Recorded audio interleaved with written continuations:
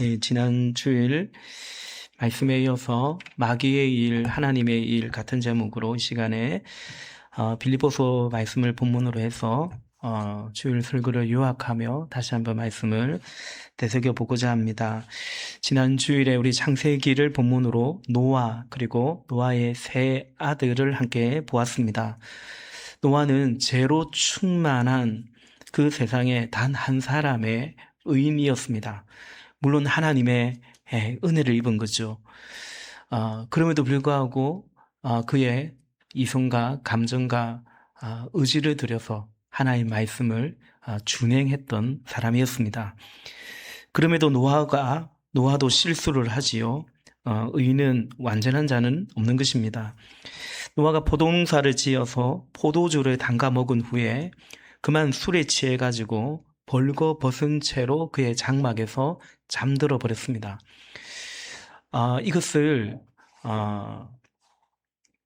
이제 그 아들들이 보죠. 예, 그 노아의 실수고 허물입니다. 실수가 없는 사람, 허물이 없는 사람, 뭐 그 정도가 아니라 죄가 없는 사람은 없는 것입니다. 물론 노아도 예외가 아닙니다. 여러분, 이 세상에 허물이 없는 사람이 없습니다.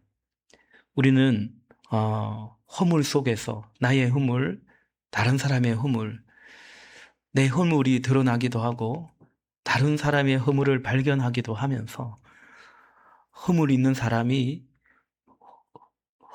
사람들과 같이 이렇게 엉기고 뒤죽박죽 그렇게 살아가는 것이 우리네 인생입니다.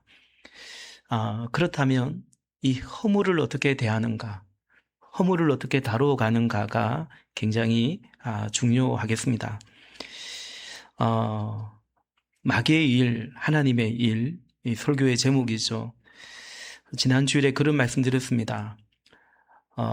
누군가의 허물을 어떻게 대하는가, 거기에서 마귀의 일, 마귀의 방식이 있고 하나님의 일, 하나님의 방식이 있다고 말씀드렸습니다.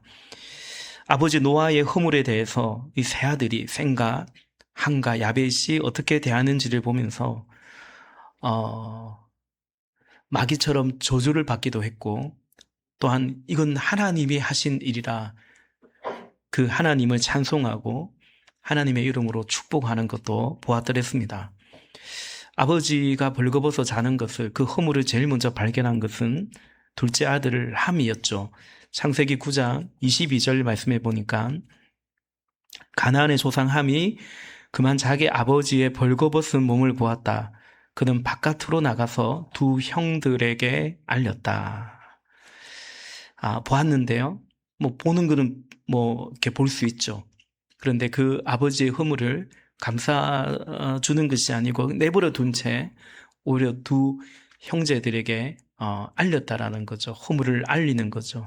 폭로했다라는 것입니다. 돌쳐내는 것입니다.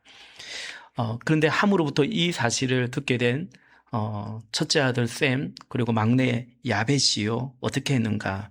창세기 9장 23절에 보니까 셈과 야벳은 겉옷을 가지고 가서 둘이서 그것을 어깨에 걸치고 뒷걸음쳐 들어가서 아버지의 벌거벗은 몸을 덮어드렸다. 그들은 아버지의 벌거벗은 몸을 보지 않으려고 얼굴을 돌렸다. 아멘. 그제 보았던 것처럼, 주일에 보았던 것처럼 셈과 야벳은 아버지의 허물을 감싸고 덮어줍니다.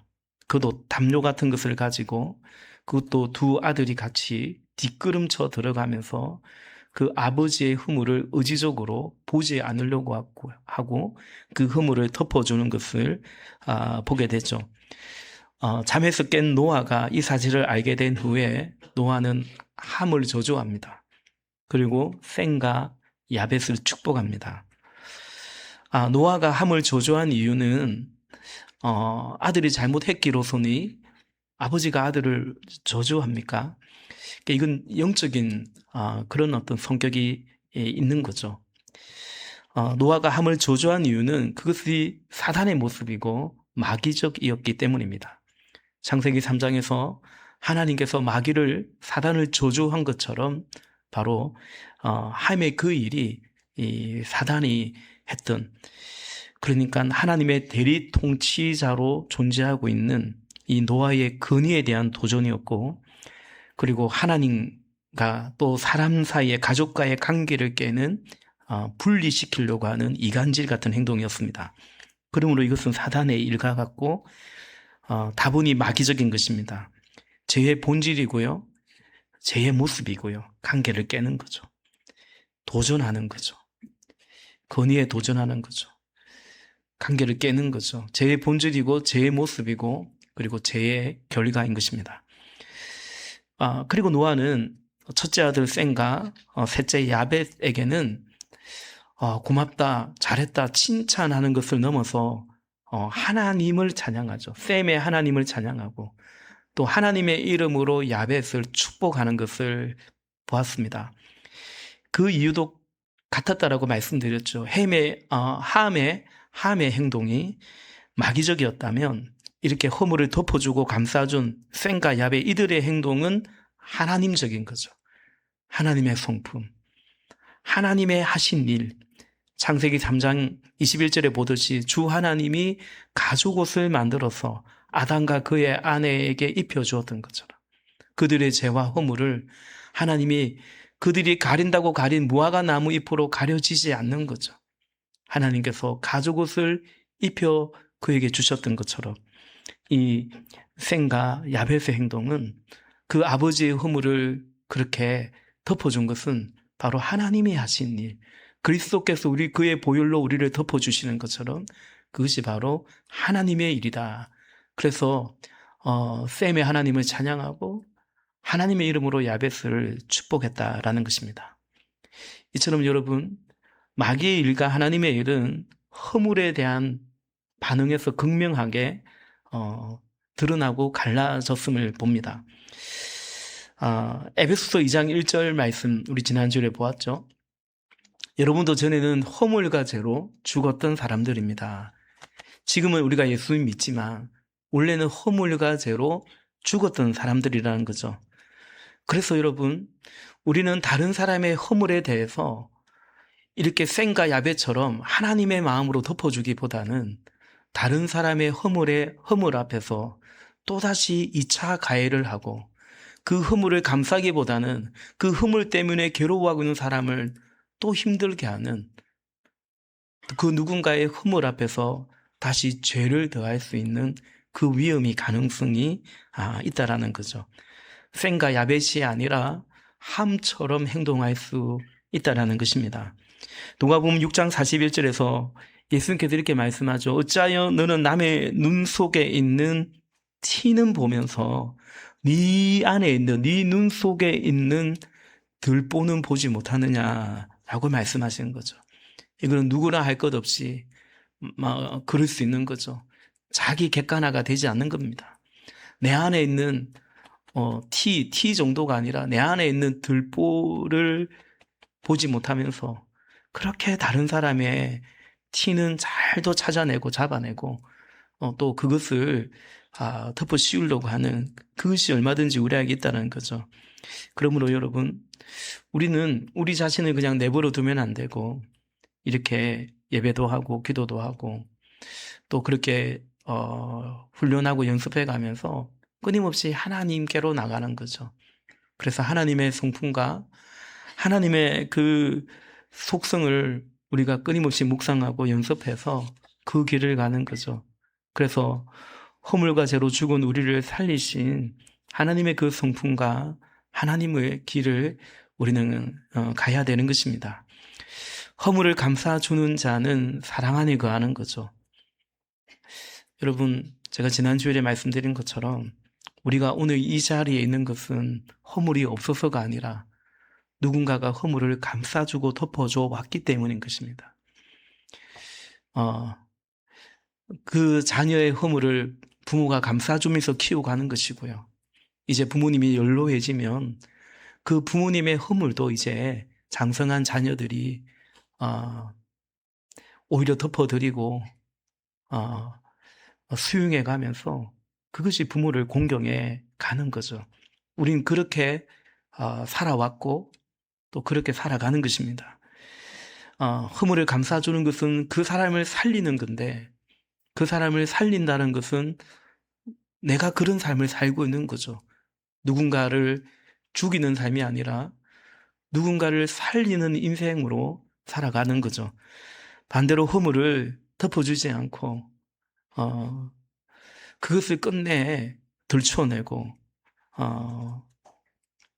더 부풀리고, 그건 저주죠. 오늘 함의 행동에 대해서 그건 이 노아가 저주했던 것처럼 누군가를 저주하는 사람은 그를 저주하기 전에 이미 내 마음 안에 저주의 마음이 있는 거죠. 사실은 내가 그런 인생이 되어 있는 것입니다. 그 마음 안에는 평안이라든지 사랑이라든지 그것이 지배하지 못하고 있는 거죠. 사실은 누군가를 저주하기 이전에 자기 인생이 참 복되지 않은 것을 우리는 깨달아야 되는 것입니다. 지난주 일날 결론부에서 이런 말씀을 드렸어요. 우린 다 허물과 죄가 있죠. 공동체 안에서도 마찬가지죠. 교회는 그걸 연습하는 것입니다. 연습하는 것입니다. 그냥 피하고 마는 것이 아니라 결국 들춰내고 문제를 만들어내고 그것이 아니라 허물과 죄로 죽은 우리를 살려주신 그 하나님의 사랑으로 응답하는 거죠. 함의 길이 아닌 센과 야벳의 길을 가는 것을 우리는 여기서 연습하고, 그래서 교회 안에서만 그럴 것이 아니라 우리의 일상 가운데, 우리의 가정, 우리의 일터, 또 우리의 관계 가운데 우리만 허물과 죄로 죽었습니까? 허물과 죄로 죽어 있고 여전히 죽어가는 그 사람들에게 하나님의 사랑으로 대해서 허물과 죄로 죽어가는 그 영혼을 살리는 이 복음의 길을, 생명의 길을 우리는 가야 될 줄로 믿습니다. 그런 우리 공동체가 되고 저와 여러분 그런 우리의 삶이 되시기를 주님의 이름으로 축복합니다. 오늘 본문에서 바울은 오늘 빌립보서 2장을 같이 봤는데요.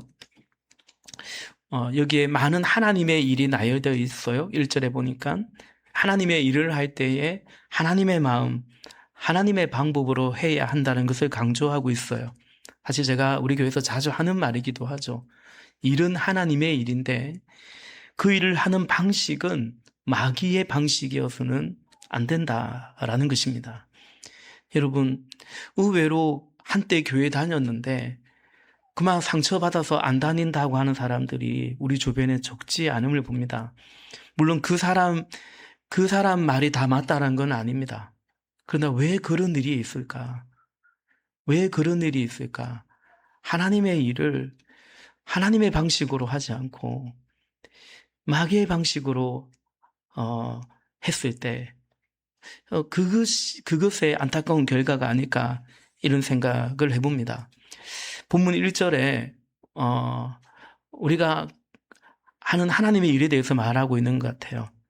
이것뿐만은 아니겠지만 1절 한번 볼까요? 1절 같이 읽습니다. 시작. 그러므로 그리스도 안에서 무슨 격려나 사랑의 무슨 위로나 성령의 무슨 교제나 무슨 동정심과 자비가 있거든. 그쵸. 하나님의 일 맞죠. 우리도 그리스도 안에서 격려하기도 하고 위로하기도 하고 교제하기도 하고 동정심과 자비를 가지고 그것에 따른 어떤 일들 또 사역들을 하죠. 그렇다면 이런 일들을 할 때 오늘 성경은 바울은 어떻게 하라고 합니까? 2절, 3절 쭉 이제 2절 이하에 보면은 이렇게 하라라고 말하고요. 또 한편으로는 이렇게는 해서는 안 된다고도 말하고 있어요. 첫 번째는 먼저 이렇게는 하지 말라는 걸 한번 보고 싶습니다. 3절입니다. 3절 같이 읽을까요? 무슨 일을 하든지 경쟁심이나 허용으로 하지 말고 겸손한 마음으로 하고 자기보다 서로 남을 낮게 여기십시오. 아멘. 아멘. 무슨 일을 하든지 경쟁심이나 허용으로 하지 말라라고 말합니다. 그리스도 안에서 이런저런 일을 하는데 그런데 이렇게는 이런 마음으로는 하지 말라는 거예요.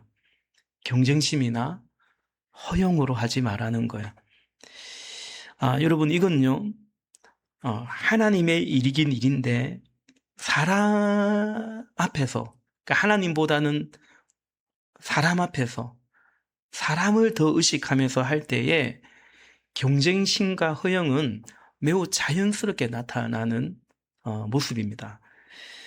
허물과 죄로 죽은 우리가 다른 사람의 허물을 가지고 허물을 대할 때에 또다시 죄를 지어서 그것이 또 나의 허물로 만들어 버릴, 이것이 허물과 죄로 죽은 우리에게는 오히려 자연스러운 일이 되는 것처럼 하나님의 일을 하나님 앞에서 하지 않으면 경쟁심과 허영이 자연스럽게 생기는 거예요. 근데 여러분, 이 경쟁심과 허영은 결이 같습니다. 경쟁심이 뭡니까? 누구보다, 다른 사람보다. 그런 거 아닙니까? 이것은 그 누구보다, 다른 사람보다 내가 돋보여야 되고, 내가 잘해야 되고, 내가 드러나야 되고, 그게 이제 허영심인데요.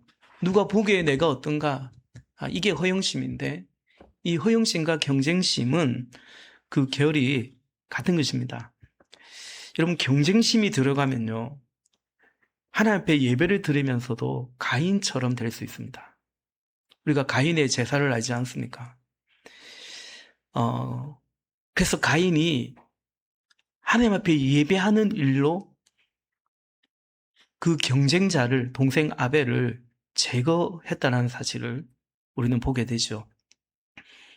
우리가 하나님의 일을 마귀적으로 하지 않으려면 사람이 아닌, 그래서 하나님 앞에 먼저 그리고 충분히 머물러야 하는 이유인 것입니다. 그래서 기도 없이는 사역을 할 수가 없고요. 기도보다 앞서면은 안 된다라는 말이 그래서 늘 강조되는 것 같습니다. 짧은 시간 목회하다 보면 기도 없이 사역하시는 분은 안 돼도 걱정이고 잘해도 걱정입니다. 안 되면 지치겠죠. 그러면 낙심하고요. 시험에 듭니다. 주로 자기 연민에 빠집니다. 난 뭘 해도 안 되나 봐. 막 이런 식입니다. 반대로 기도 없이 잘하는 사람, 그 사람 재주가 있고 역량이 있으면 잘하지요. 근데 기도하지 않아요. 기도 없이 뭔가를 하는데 잘하는 사람은 그 열매가 뭐냐면 일입니다. 사람이 아니라 일이 되는 것입니다. 여러분, 그러면 자기 중심성에서 벗어나지 못하게 됩니다. 제가 종종 드리는 말이죠. 총로는 같은데 강론으로 갈 때 일이 아닌, 사람이 아닌 일로 가는 사람은 결국은 자기 중심적인 것 같습니다. 그 일을 하는 내가 되는 거죠. 그게 하나님의 일이라 할지라도 사람이 아니고 일로 가는 것은 결국은 자기 중심성에서 잘 벗어나기 어렵습니다. 그 일을 잘하는 나, 그 누구보다도 잘하는 나, 다른 사람은 하지 못하는데 그 어려운 일을 해낸 나, 결국 일로 가게 되면 그 자기 중심성에서 벗어나지 못합니다. 결국 하나님 아닌 사람 앞에서 일을 할 때, 구체적으로 기도 없이 일을 할 때 잘 안 되면 자기 연민에 빠지고요. 잘 되면 자기 중심성에서 못 벗어납니다. 허영심과 경쟁심에 여전히 빠져 있게 되죠. 그런 사람은 잘하지만 잘한다는 말도 들어야 되고요. 결국 다른 사람의 평가가 중요해요. 거기서 자유롭지 못해요. 사실은 자유가 없죠.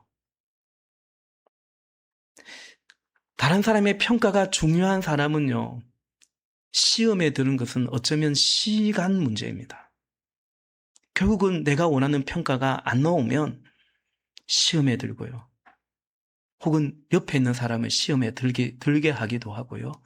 그럴 수 있는 것입니다. 그러므로 여러분, 우리는 이 경쟁심과 허영에서 자유롭지 못합니다. 왜냐하면 그런 세상이 그렇기 때문에 그 세상에 살다가 왔고 여전히 살고 있는 우리가 여기에 자유롭기 어려워요. 좀 더 말씀드리면 여기에서 벗어나면 행복합니다. 그리고 그것이 저는 구원이라고 생각하기도 합니다. 근데 이거는 하나님의 은혜가 많이 필요해요. 은혜는 이미 주셨고요. 우리가 그 안에 은혜 안에 머무르는 것이 필요해요. 그리고 공동체가 중요한 것 같아요. 어떤 공동체는 교회 안에서도 계속 경쟁하거든요. 우리가 하나님의 일을 하면서 경쟁심과 허용으로 하지 않도록 주의해야 됩니다. 그래서 개인적으로도 마찬가지예요. 경쟁심과 허용이 편만해져 있는 그런 공동체는요, 이 진실하기가 어려워요. 자꾸 가면을 쓰게 돼요. 제가 이제 SNS나 이런 것을 무조건 하지 말라는 게 아니에요. 근데 인스타나 그런 것을 하면서 그 유혹에 더 들어갈 수 있다는 사실을 주의해야 됩니다. 제가 풍성한 삶의 초대 캠프 할 때 그런 얘기를 했는데요. 여러분, 인스타에, 저는 인스타에 아예 계정 자체도 없지만, 예를 들면은, 어디 근사한 데 가서 맛있는 걸 먹었어요. 그거 사진 찍고, 막 올리고 그럽니다. 나 이런 거 먹는다. 꼭 그런 마음은 아니더라도 어쨌든. 근데 사실 그게 우리의 일상 전체는 아니잖아요. 그죠? 제가 목욕실에 있으면 햇반 데워서 그냥 김 뜯어서 다행히 참치라도 하나 있으면 참치캔 하나 이렇게 뜯어가지고 맛있게 밥을 먹습니다. 여러분도 그런 식으로 종종 드시지 않습니까? 그런 거 인스타에 올립니까? 컵라면 뜨거운 물 부어가지고 김치 먹고 얼마나 맛있어요. 거기다 밥을 말아서 먹는단 말이에요. 아, 배부르다, 잘 먹었다, 또 많이 먹었네. 그런 거 인스타에 올리냐고요. 내 진짜 모습이 아닐 수 있다고요. 근데 여러분, 내가 햇반에 참치캔 뜯어가 먹는 게 부끄러운 겁니까? 잘못된 겁니까? 아니지 않습니까? 그게 나잖아요. 잘 드시기 바랍니다. 꼭 그렇게 드시라는 건 아닙니다. 건강하게 드시기 바랍니다. 하나님의 일을 할 때 경쟁심이나 허용으로 하지 않도록. 이거 우리가 마치 다른 사람의 허물을 어떻게 대하느냐도 하나님의 마음으로 하는 것이 연습이 필요하다면 이 또한 그렇지 않나 싶습니다. 또 두 번째로 바울은 하나님의 일을 이렇게 하라고 말하죠. 2절입니다. 같이 읽어보겠습니다. 시작. 여러분은 같은 생각을 품고 같은 사랑을 가지고 뜻을 합하여 한 마음이 되어서 내 기쁨이 넘치게 해 주십시오. 아멘. 아멘. 한 마음 한 뜻 같은 생각, 하나됨을 말하고 있습니다. 싸우고 지지고 볶아가지고 어떻게 주의 뜻을 이룰 수 있겠습니까? 그걸 주님이 기뻐하겠습니까? 근데 하나가 되기 위해서는 같은 마음을 품고 같은 생각이 되기 위해서 필요한 것은 뭐겠습니까? 자기 부인입니다. 하나가 되기 위해서는 어떻게 해야 됩니까? 우리 부부가 하나가 되어야 되는데요. 보통 부부가 어떻게 하냐면 하나가 되기 위해서 나한테 맞추라고 합니다. 나한테 맞추라. 예. 나는 이렇게 살아왔다. 나는 김치찌개를 이런 식으로 하는 거다. 계란 후라이는 이런 식으로 하는 거다. 나한테 맞춰라는 거죠. 그런 사소한 것뿐만 아니라. 그러니까 각자가 나한테 맞춰라. 뭐가 없습니까? 자기 부인이 없는 거죠. 그래서는 하나 되기가 어려운 것입니다. 또한 하나 되기 위해서 중요한 것은 뭐냐면 권위와 질서에 대한 순종입니다. 바울이 2절에 보니까 뜻을 합하여 한 마음이 되어서 내 기쁨이 넘치게 해주십시오. 이렇게 말을 합니다. 인간 바울을 기쁘게 하라는 말이 아니라 결국은 이 바울의 말을 따라달라는 것입니다. 우리 다 부족하죠. 그러나 하나님께서 하나님의 일을 할 때 세운 권위와 질서를 따를 때 하나가 되고 한 뜻을 이룰 수 있는 것입니다. 마귀는 권위에 도전하고 질서를 파괴합니다. 질서가 파괴되면요, 어떻게 됩니까? 모두가 다 망하는 것입니다. 하나님의 권위에 도전하고 창조의 질서를 파괴할 때 그게 동성애 같은 것이 그런 거죠. 그 질서가 무너지면 뭐 에이즈나 꼭 그걸 떠나서요. 그 질서가 무너지면 공동체는 같이 망하는 겁니다. 그래서 남편과 아내, 부모와 자식, 우리 생명의 삶에서 배우듯이 종과 상전, 교회 영적 리더와 성도, 뭐 국가와 시민, 모든 인간관계의 기초가 순종인 이유는 어떤 부당한 건의에도 그냥 묵묵히 따르라 꼭 복종하라는 뜻은 아니고요.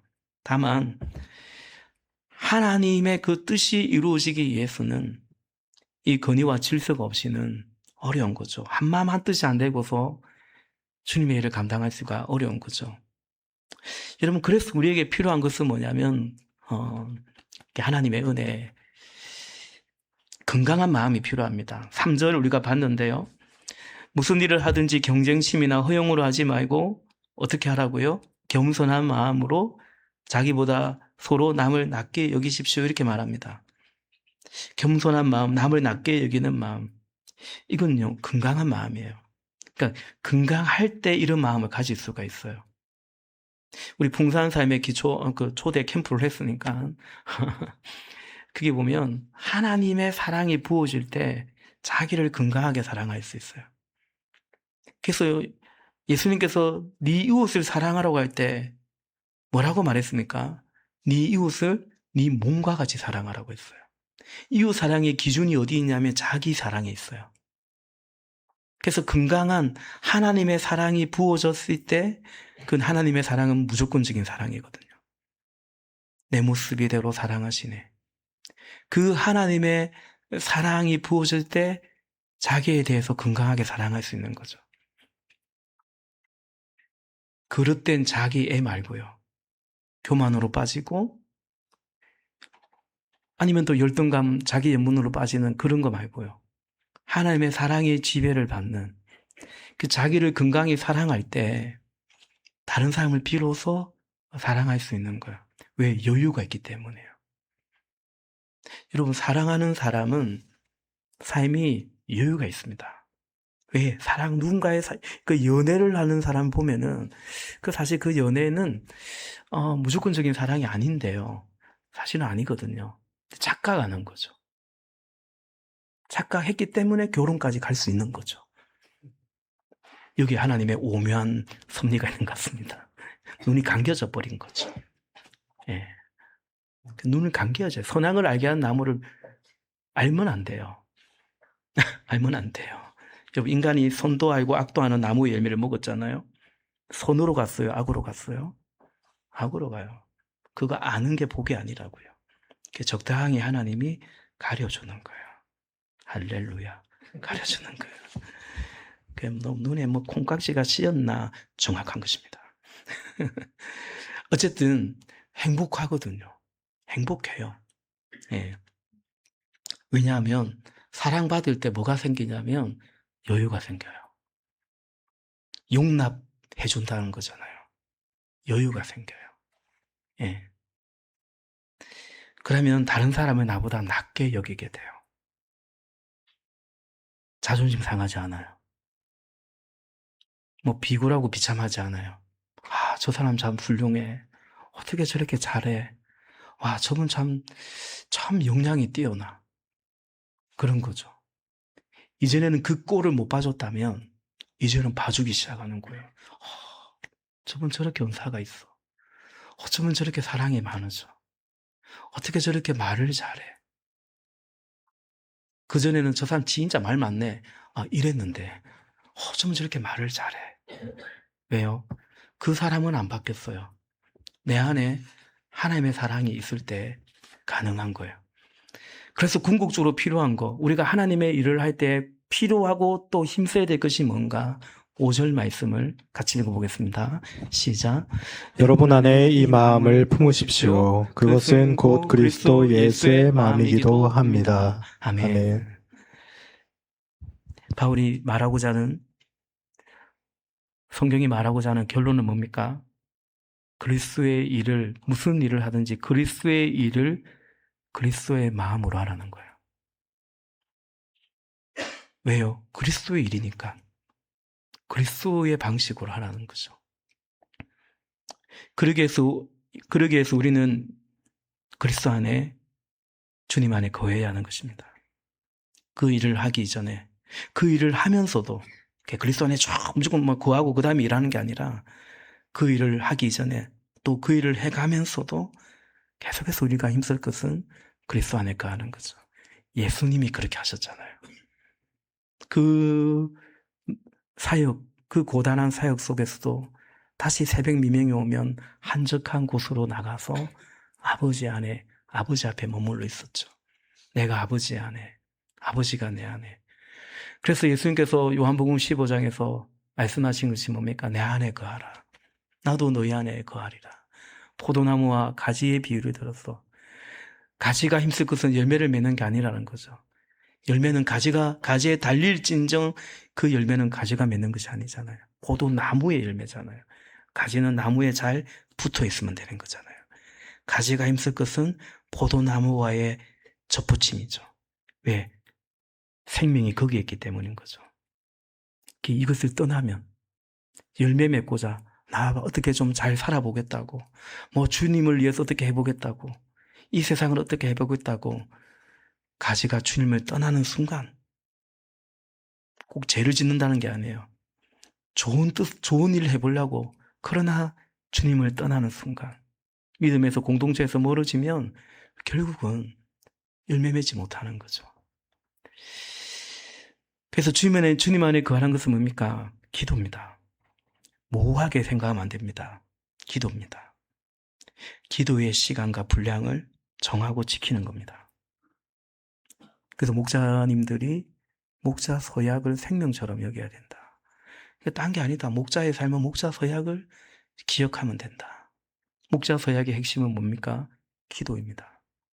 기도 없이 내가 막 목장을 어떻게 잘한다고 해서 목장이 서지는 것도 아니고요. 말씀드렸듯이 잘 돼도 그게 꼭 잘 되는 것도 아닙니다. 주님 안에 거하는 것은 기도입니다. 그리고 예배입니다. 말씀 묵상도 중요한데요. 근데요, 저는 기도와 예배가 우선이라고 생각합니다. 그게 접붙임되어 있어야 돼요.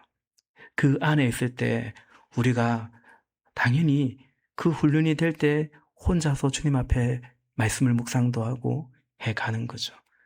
그렇지 않으면, 기도와 예배가 훈련되어 있지 않으면 말씀을 묵상해도 자기 중심성에서 벗어나기 어려울 수 있다. 그럴 위험이 있다라는 거예요. 말씀 묵상한 사람 다 그렇다, 그런 뜻은 아니고요. 그래서 바울은 성경을 이렇게 말하고 있죠. 4절에 보니까, 또한 여러분은 자기 일만 돌보지 말고 서로 다른 사람들의 일도 돌보아 주십시오. 자기 일만 돌보지 말고 자기 중심성에서 벗어나라는 뜻 같아요. 또 한편으로는 먼저 내가 주님 앞에 서야 된다는 그런 의미인 것 같기도 해요. 또 비로소 다른 사람의 일을 돌볼 수 있다는 말도 자기 중심에서 벗어날 때 다른 사람의 일을 돌볼 수 있다는 것이고, 그리고 그렇게 하라라는 말씀 같습니다. 말씀을 정리하는데요, 종종 드리는 말씀이지만 아무런 일을 하지 않으면 아무런 일도 일어나지 않죠. 이게 무서워서 아무런 일도 하지 않고 뒤로 물러서서는 안 될 것입니다. 꼭 교회의 어떤 섬김이 그런 것만이 아니라 여러분 우리 개인의 삶도 마찬가지겠죠. 이거 하려니 이게 겁이 나고 주저앉고, 이거 하려니 이게 겁이 나고 주저앉고, 그러다 보면 한 달란트 받은 종이 그만 땅에 묻어버리는, 그 장사하다가 잃어버리면 어떡해요? 세상은 모험이고요. 더군다나 믿음의 삶은 더 모험일 수 있는데요. 다만 그 모험이 내 욕망을 따르는 모험이 되지 않고, 내 욕망을 따르는 모험이면서 믿음을 수단처럼 사용하지 않도록, 그래서 우리는 주님 안에 거해야 돼요. 그러나 주님 안에 거할 때, 주님 나는 이것밖에 되지 않지만 주님이 원하신다면, 때로는 그래서 더 수고도 하고 그리스도의 흔적도, 그런 상처 자국이 있을지언정, 그러나 주님이 원하신다면 우리는 순종의 길을 가는 거죠. 도전도 해보는 거죠. 그래서 하나님 앞에 먼저 그리고 더 머물러야 된다라는 거죠. 제가 오늘 몇몇 목자님들에게 그런 카톡을 드렸는데요. 목회일기에 대한 코멘트로. 지난주에 보니까 그냥 목자, 목녀만 거의 모이다시피 한 그런 목장, 혹은 싱글 목장도 아무 모건이 없어서 그냥 나 혼자 기도했다. 목장식 모임 시간에. 그런 목회일기를 보고요. 몇몇 목장이 지금 그래요. 최근에 우리 교단에 할천이라는 잡지가 있는데 그 잡지에 어느 목사님이 자기 목회를 쫙 이렇게 돌아보면서 쓴 글을 봤는데 뭐 아직 그렇게 연세가 많지는 않으시더라고요. 나름 제법 큰 대형 교회 부목사로 있다가 어느 지방에 교회를 갔는데 한 30명 모여 있다고 듣고 갔는데 5명인가 남아 있는데 이 사람들도 이제 목사님 오시면 떠나려고 했대요. 오시기까지는 우리가 여기 있고. 참 왜 그런 마음을 갖고 있는지. 너무 이분이 힘들었던 거예요. 버티다 너무 힘들어서 그 지방에 선배 어른 목사님을 찾아가서 목사님 목회가 뭡니까? 라고 물었는데 훨씬 목회를 오래 하신 그 목사님이 어떤 분인지는 모르겠어요. 목회란 교회를 통하여 목사님을 세우는 겁니다. 그렇게 대답을 하시더래요. 이분이 생각한 목회는 목회를 통해서 교회를 통해서 성도를 세우는 거라고 생각을 한 거죠. 또 그게 맞죠. 그러나 정작 수십 년 목회를 해오신 그 선배 목사님이 가마득한 후배가 목회가 뭡니까? 물으니 목회란 교회를 통해서 목사님을 세우는 겁니다. 목사님을 살리는 겁니다. 제가 그 문구가 잊혀지지가 않아요. 근데 여러분, 우리 목자님들이 그 고백을 해요. 너무 신기해요. 저도 그렇게 권면도 하지만 결국은 목장을 섬겨가면서 내가 사는 것 같다고. 하나님이 나 살리려고 나 목자시킨 것 같다고. 그 고백들을 해요. 신기해요. 그 젊은 목자님이 그런 얘기를 하거든요. 보통은 잘 안 되니까 자기를 책망하고 슬럼프에 빠지고 저는 그것이 걱정이 되는데 근데 의외로 우리 목자님들이 그 얘기를 해요. 그 얘기 누가 했냐면 수십 년 목회한 목사님이 한 말이거든요. 고작 몇 개월 목장은 우리 목사들이 어떻게 그런 고백을 할까? 근데 맞는 것 같아요. 인물 성경 공부를 한 적이 있는데 오래전에요. 제가 한두 번 우리 교회에서 얘기한 것 같은데요. 성경 인물을 공부하잖아요. 아브라함, 이삭, 야곱. 하나님은 사람을 통해 일하시니까요. 근데 그 성경부 책의 서문에 뭐라고 적혀 있냐면 하나님은 이 사람들을 통해서 일하셨는데 그러나 이 사람들은 하나님의 수단이 아니고 하나님의 목적이었다고 그 서문에 적혀 있어요. 굉장히 감동이었어요. 여러분 그렇습니다. 하나님은 뭘 시키려고 우리를 꼭 세운 게 아니에요. 우리 자체가 목적이에요. 저는 그 글을 읽고 그런 생각을 합니다. 목회는 교회를 통해요. 목사를 살리고 세우는구나. 지난주일에 사실은 제가 그 고백을 했죠. 여러분이 저를 세워주고 살려주고 있는 거예요. 그러나 한편으로는 목회는 이 목회를 통해서 어쨌든 영혼을 건지고 사람을 세워가는 거죠.